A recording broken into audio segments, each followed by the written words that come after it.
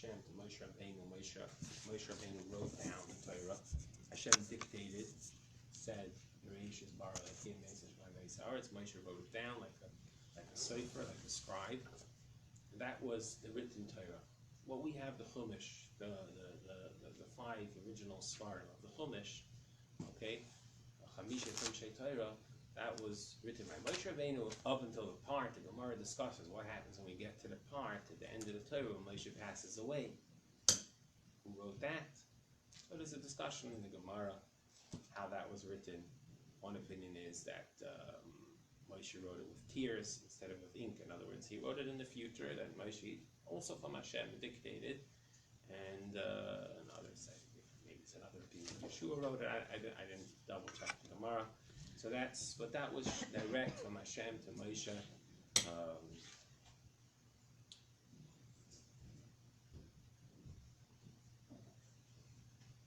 That's basically gives us all the mitzvahs.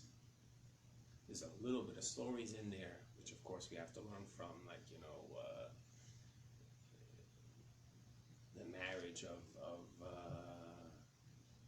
Rivka, and right, there's certain things that but even that, this tremendous amount of halachas that we learn from those stories, or certain words in the Torah that's written, in those stories. So there's the mitzvahs, 613 mitzvahs that are given to us in the Torah, and there's discussion. There are a lot of svarim that try to count and enumerate what are exactly the 613 mitzvahs.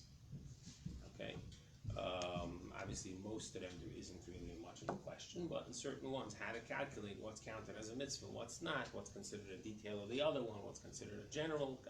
So the Rambam was one of the people that wrote a sefer on mitzvahs, and there were others that wrote that svarim on the mitzvahs, just counting them and saying briefly what the parameters of those mitzvahs are. Do they apply to men, women?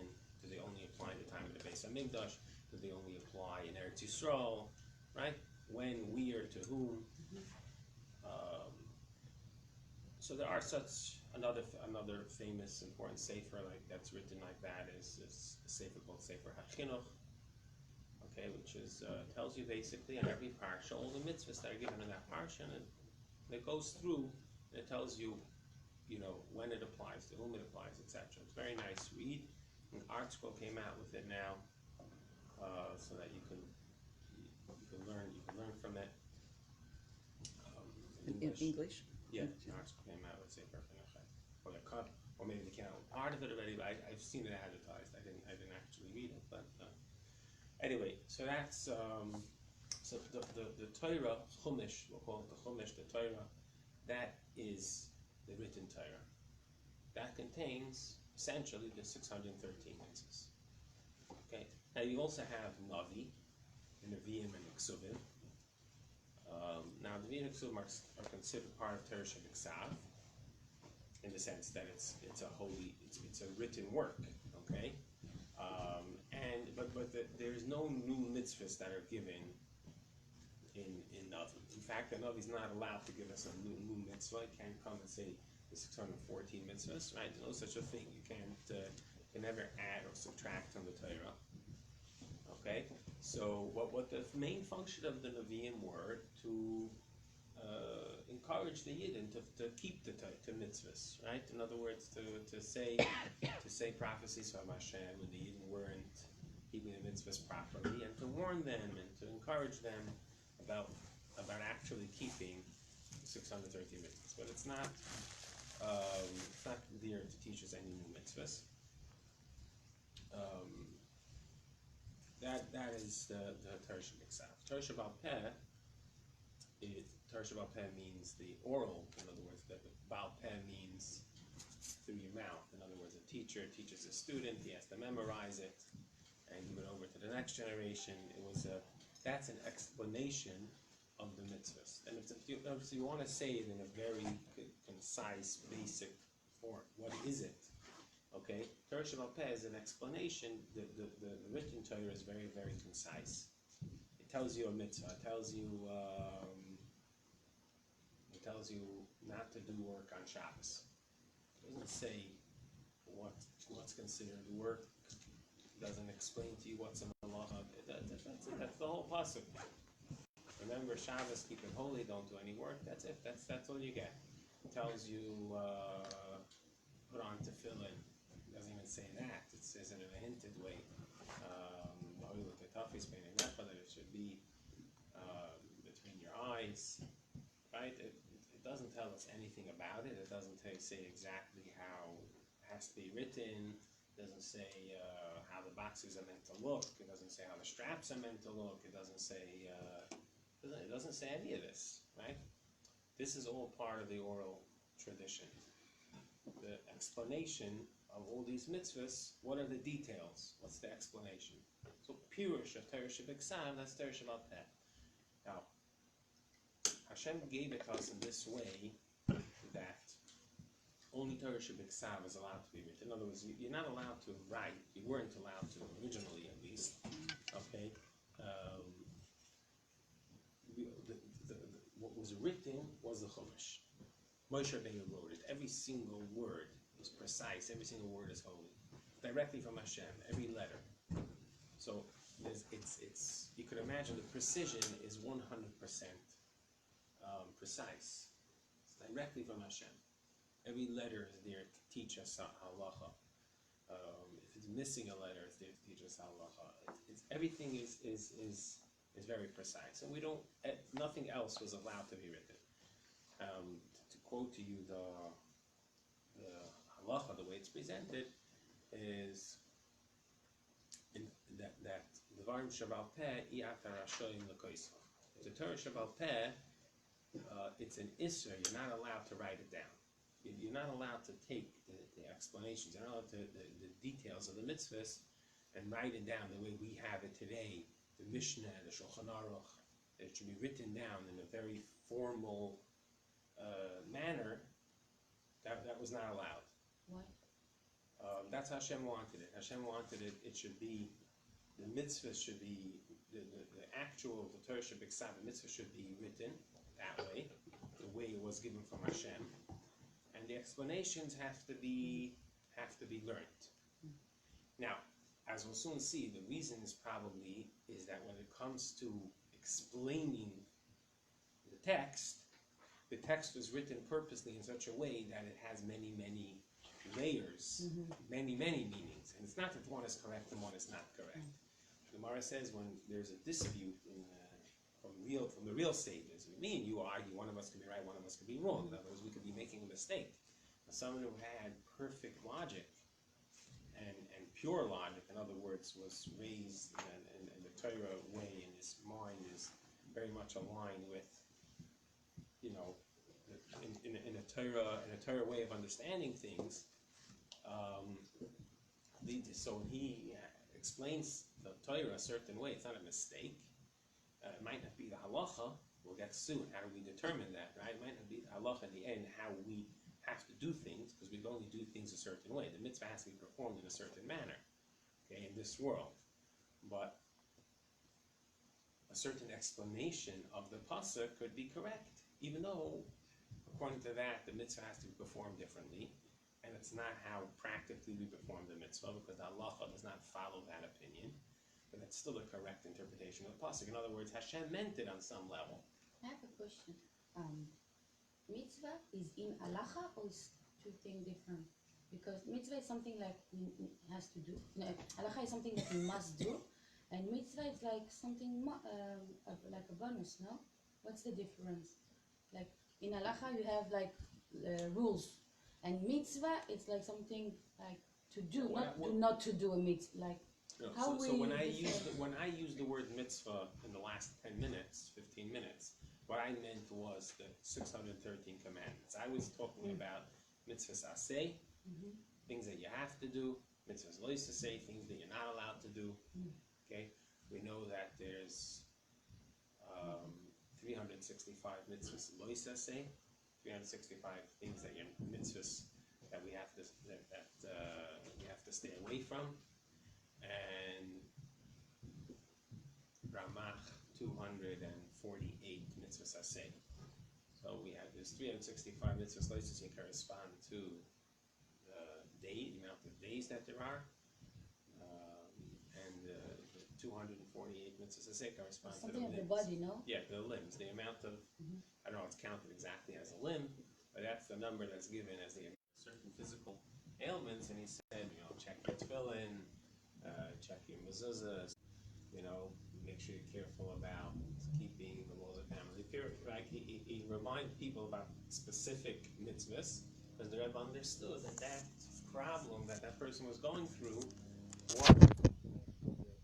some of it is in a certain way common sense. That's all what we got from what the Rebbe taught us. Like the Rebbe said, that certain things already says it in Chazal, in the works in the Gemara.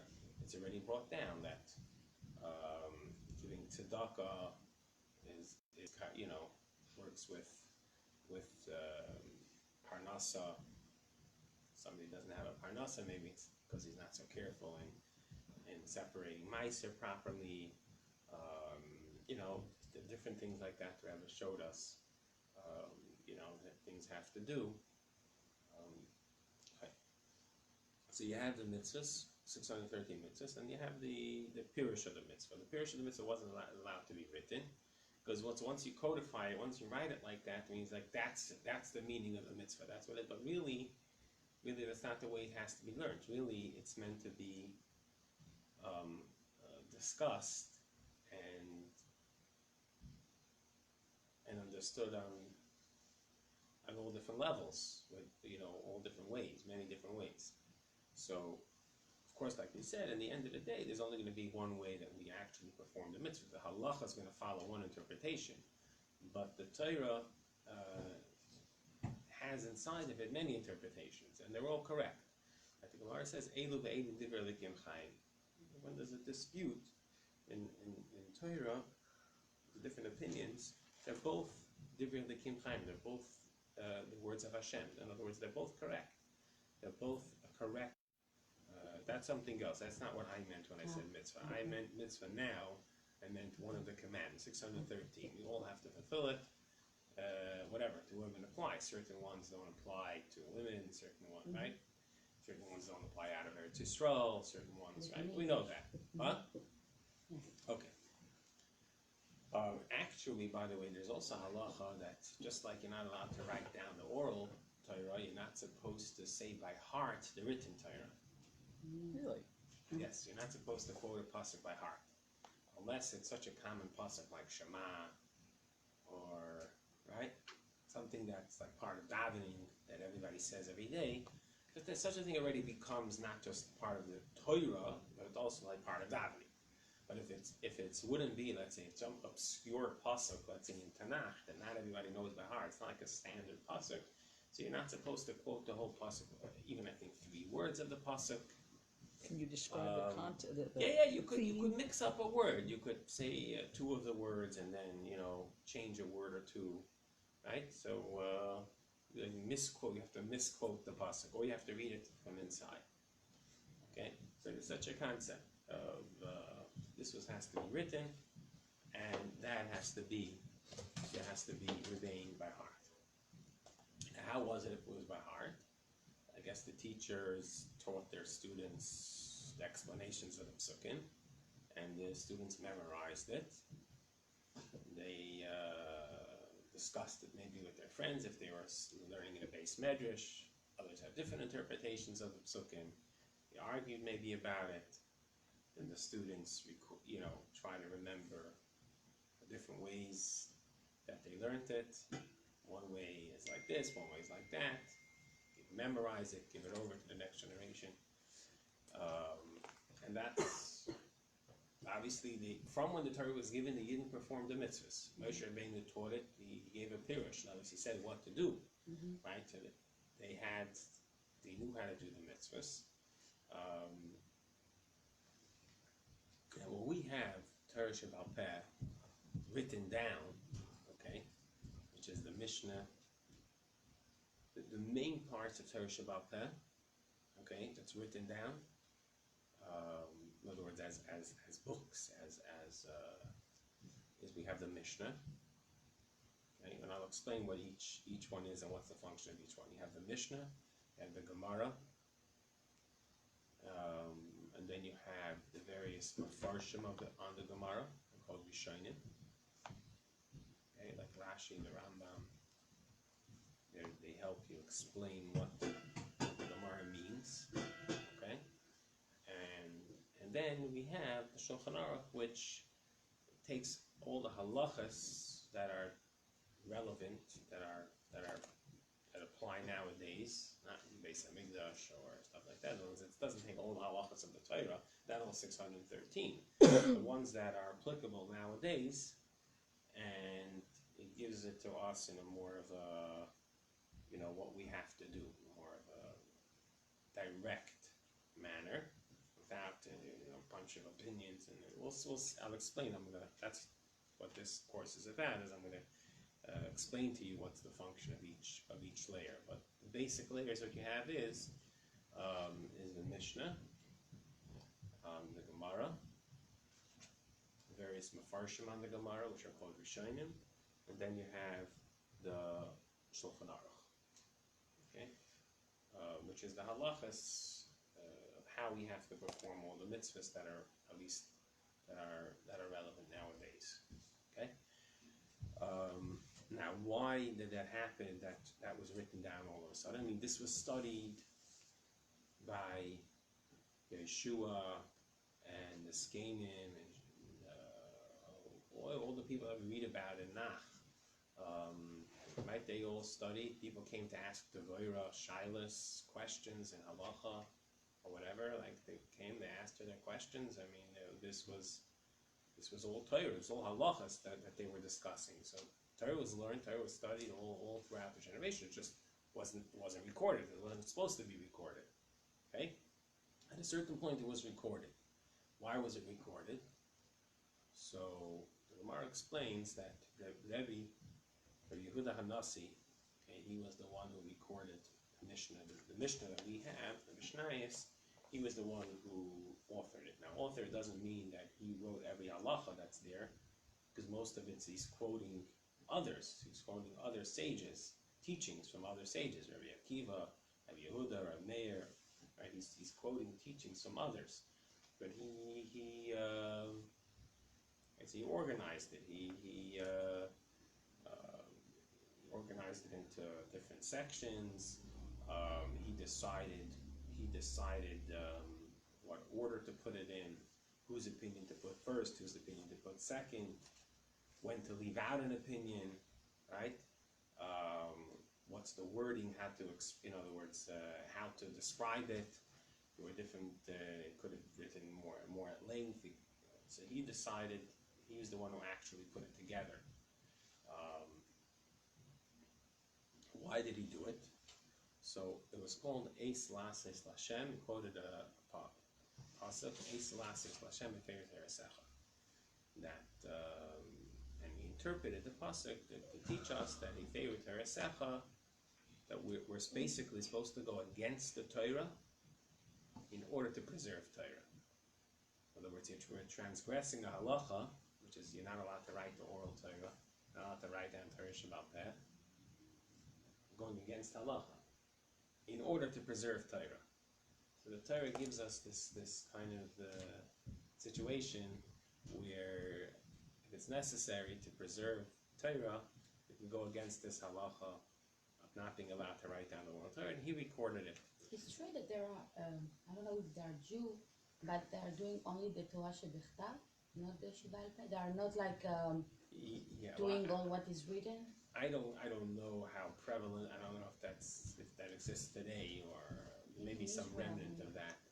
But yeah, there were groups of Yidden, and throughout history, they were called either Tzedokim or Shomronim. They were all similar.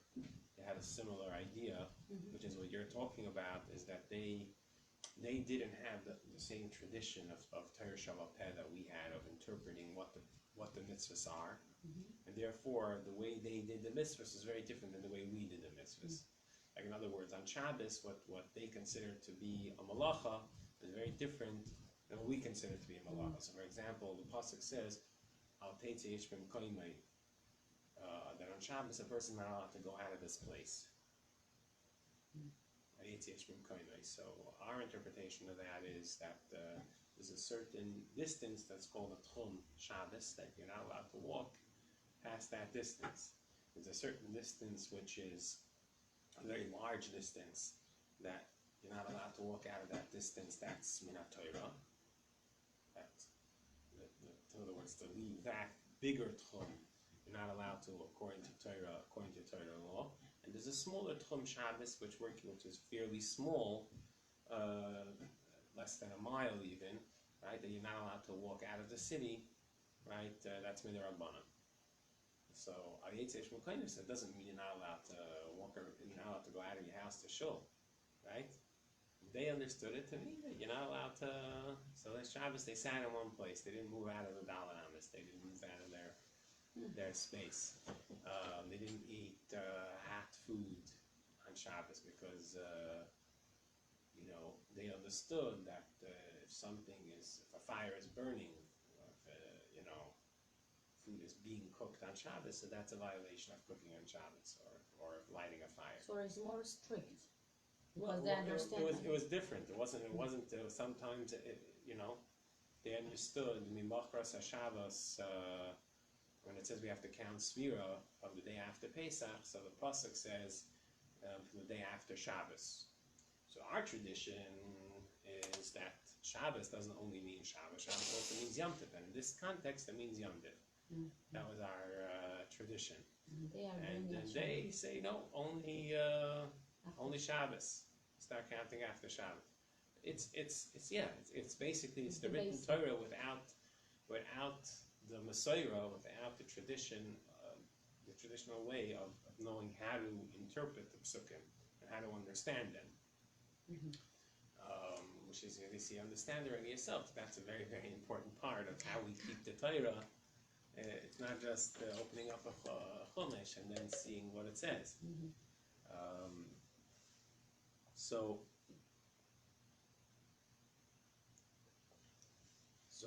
Rabbi, the first recorded Torah Shabbat Peh, in other words, recording the halachas, the mitzvahs, the details of the mitzvah, how we have to perform the mitzvahs.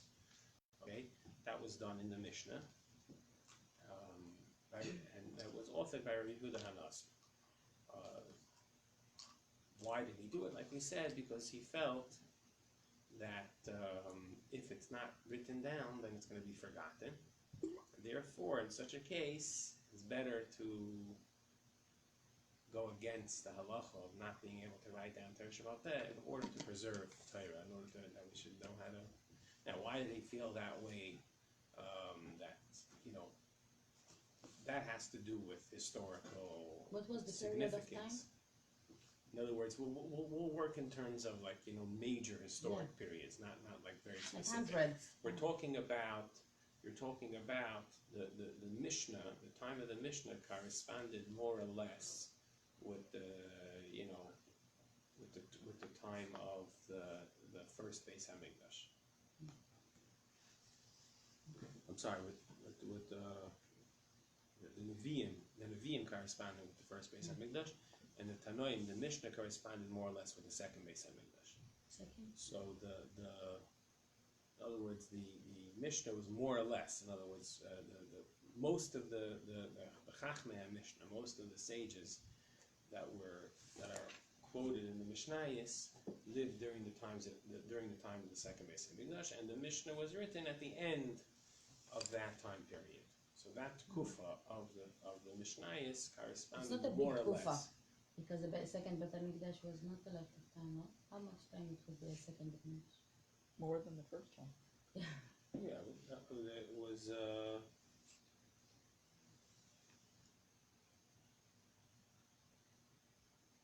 The way he records it over here, he has it being about 500 and. What does he have? From 3448 till 3980, so like about 530 years or something. That's how he has that time period of the Mishnah. So it was a little bit after. In other words, it extended till a little bit after the Churban. So maybe that's So why you whatever- preferred to. Yeah, write it. there was always a historic, a significant. There was why a tkufa changes. I want to talk about this a little bit later on in the thing, but there's obviously going to be a significant reason or something significant why we say a tkufa changes. In other words, it's a whole new time period, and Torah is being learned now on a totally different style, in a totally different way, on a totally lower level than it was in the previous generation. So, a lot of times one generation to the next generation, maybe, it's a little bit lower, but it's still within the same ballpark, it's in the same style, the same structure. Then something significant happens that just changes the whole thing, and it changes drastically. So that drastic change usually coincides with a tkufa change. You always have that remnant. Think of basically the World War II, basically. That would be like a modern day understanding of how something would cause a tkufa to change. In other words, the yeshivas, the way they were structured in Europe pre-World War II, and the level of learning that was taking place, right? Then you have a destruction. All the teachers get murdered. All the yeshivas get destroyed. You have a few survivors, right? And even those survivors, were running, 5 years of their, or maybe more, depending how long the war lasted. In this case, they were hiding. They didn't have schools. They got a late start. There were no yeshivas. Yeshivas had to build themselves up from scratch afterwards. There were no teachers to teach. They were all murdered. You had a few teachers started yeshivas, a few survivors, right? So you had that remnant usually to help restart Yiddishkeit, all right, in the next kufa, but that next generation was just not the same anymore, right? So it's like, that's exactly what happened with the Churban, destruction of the Beis Hamikdash. The Yidden were sent away, yeshivas were closed, people, the Chachamim were killed out, or a lot of the Chachamim were killed out, right? Again, now Torah was always continued. Torah, where we have a promise from Hashem, the Torah will never be forgotten. But it's drastic enough that it's fair to say that Torah is not learned today at the same level. It's a different life. People are concerned, are distracted, technology and stuff like that. People were able to focus back then much more, and with all the computers that we have today, which should help us remember and check things up, and Yes, but then we don't have anything near. But they had less to learn and to daven, because someone told me that we are now in the area that we add all the time, we add something else to the davening, or we need, like, I don't know if they learn Hasidut, or like every time there's something else too. They didn't have Rambam and all the Mefarshim, so I think maybe they had only one thing, so it was easier, no? It seems that there is a lot of things to study now. Okay, you said two things. One I think is true, and one I think is not so true. So one thing that I think is accurate is that, let's say, Hasidus, in that sense, that we have new things to learn in a way. It's not everybody learned Hasidus years ago. Only select few learned what was called Pnimius HaTorah or Kabbalah, now Hasidus was thanks to the Rabbeim, the Hasidus was kind of prepared for us in a way that we could consume it and we could learn it. That's true. So there's a whole new area of Torah that's part of Torah, and therefore we have to learn it, and it's important to learn it. So that's true. But in the sense that there were less Mefarshim, in other words, it may be less recorded Mefarshim, but whatever was recorded, okay, it was nothing new. Everything existed in Torah Shabbat Peh. it was recorded in the name of this interpretation. It was recorded in the name of the Ramban or the Rambam, who happened to write, but there were hundreds of sages, thousands of sages that lived during those times, and they were all learning. They may have learned one piece of Gemara and understood it according to the Rambam's understanding. In other words, coinciding with the Rambam, and they may have, and a different thing that may have been, but everything was always learned. All the different interpretations were always being discussed. The fact that it had to be written down was, or more of it had to be written down, was for the same reason like we said when it came to the Mishnah, so that it shouldn't be forgotten. So the Mishnah was very concise, very, very concise.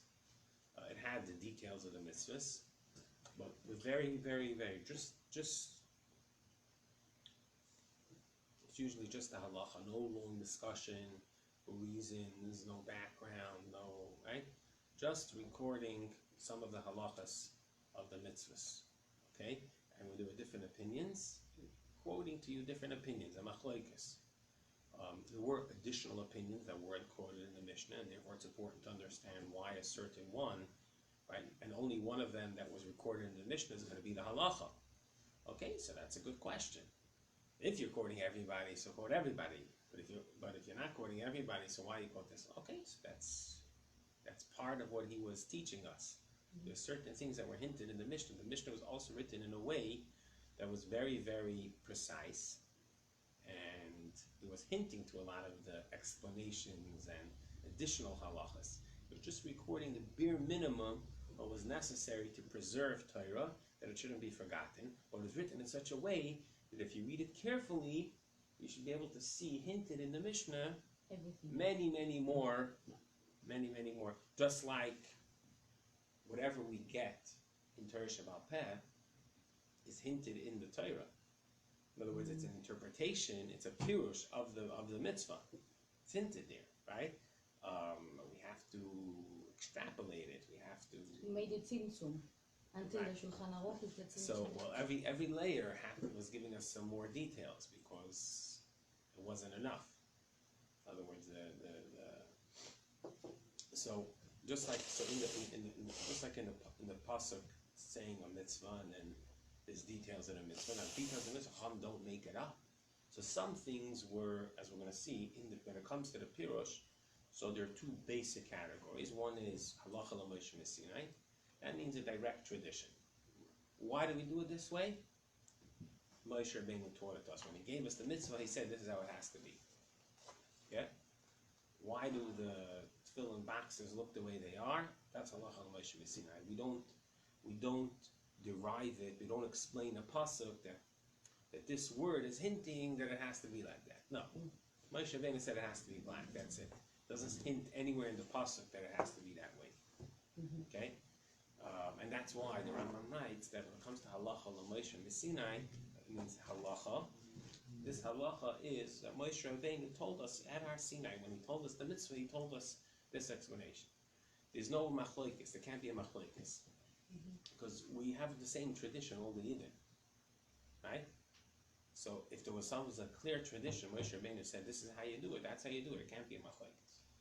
Then we have a question. Once in a while we do see that there's a machlokes that has to do. So maybe it's a certain detail within a halacha, that the general halacha might be halacha Moshe Sinai, but there could be still certain details that were not 100% clear. There's still room for disagreement or for different traditions, right? But that's one. And another group is darshaning. In other words, it's explaining the psukim, figuring out ways, not figuring out our own ways. There's rules. There's ways that when Moshe Rabbeinu gave us the Torah, he gave it to us together with certain rules of how to interpret the psukim. Meaning, if Moshe Rabbeinu told us the pirush of all the mitzvahs, then the whole Torah should be halachah Moshe Sinai. We shouldn't have any machlokes in, and we should all have the same minhag, and no chassidim, no misnagdim, no different nusach, no nothing, right? Everything the same. The answer is Moshe Rabbeinu didn't give us exactly how to do it. Figure it out. It's some like chachamim, brothers. No the- one is and the everybody same. learned it. Everybody was learning, Mhm. and Aaron was learning, and Koirach, and everybody was there, right? And they call it a bad example. I don't know, but whatever different chachamim like Kolev and all the chachamim were learning Torah. Right? That was they were doing a whole day in the middle. What were they doing? They weren't working. They were sitting and learning Torah the whole time. They got to Torah and they spent 40 years without any, like in yeshiva, without any worries. Their meals were ready for them, their clothing, their this. They were sitting and learning Torah. So Moshe Rabbeinu gave them the rules. He said, listen, you can't make up interpretations. He told them rules, right? He told them certain general rules that, when there's,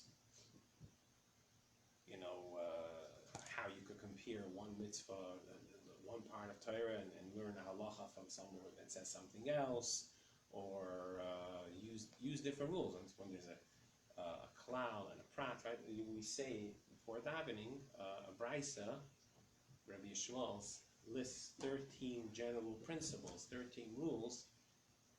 Yud Gimel Midos Sha'Torah Nidreshes Behem that are used to interpret the Torah, right? So they were using those rules. There's some more rules, but those are the main rules, right? That we do right? The Chachamim say. So he gave us these rules to tell us that. If it says a certain type of word, it's coming to add additional, include more details. That's not when it says other words, it's coming to reduce and say that it's not including so much things. Right? He told them the rules, but those are just the rules. How to implement those rules, in other words, how to use those rules to then go and interpret the psukim. So that's what Lumen HaTorah is.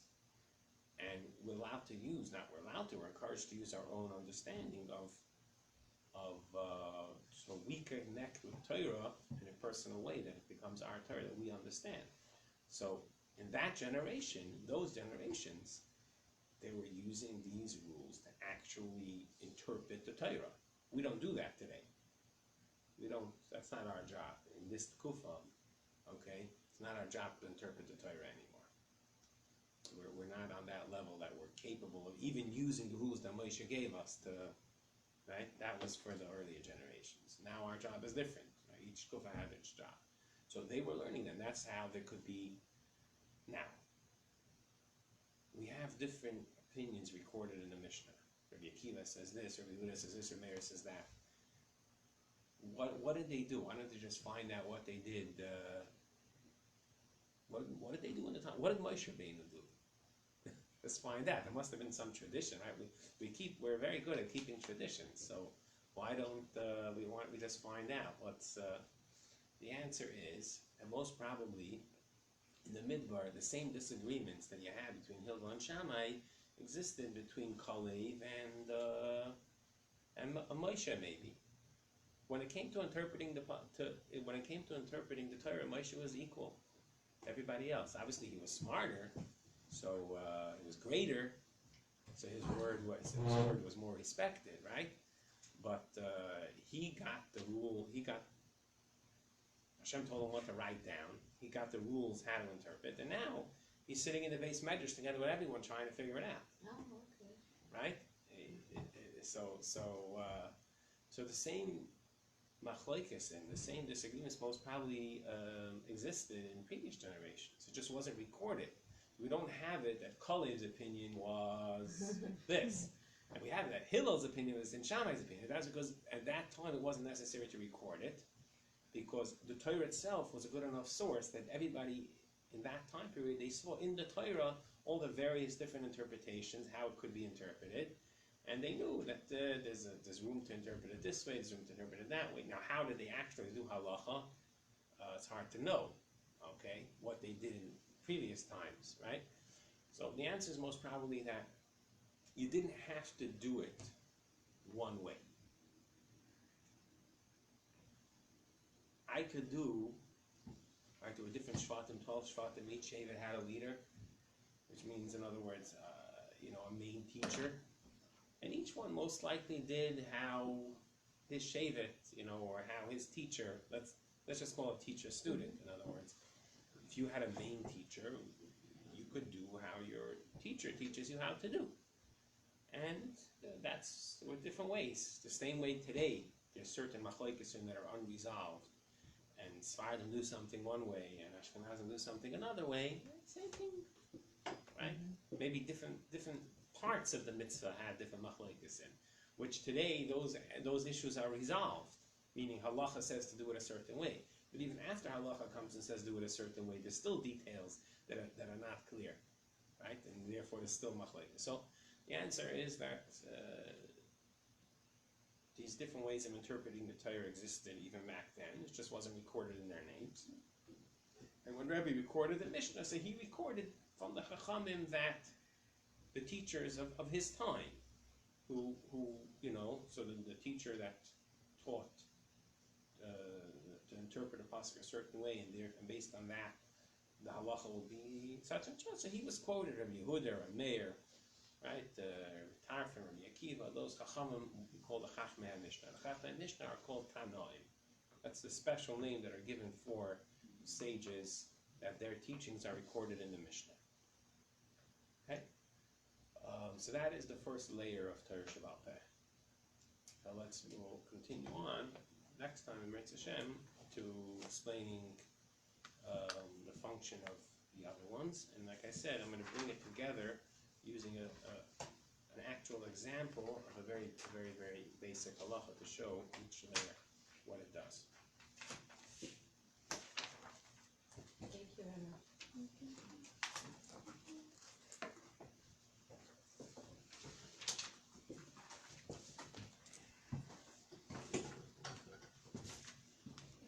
Also, by the way, if I have time, I'm going to go through briefly the 13 midas. I'll explain to you what each one is, try to bring an example for each one, and the ways of interpreting the psukim.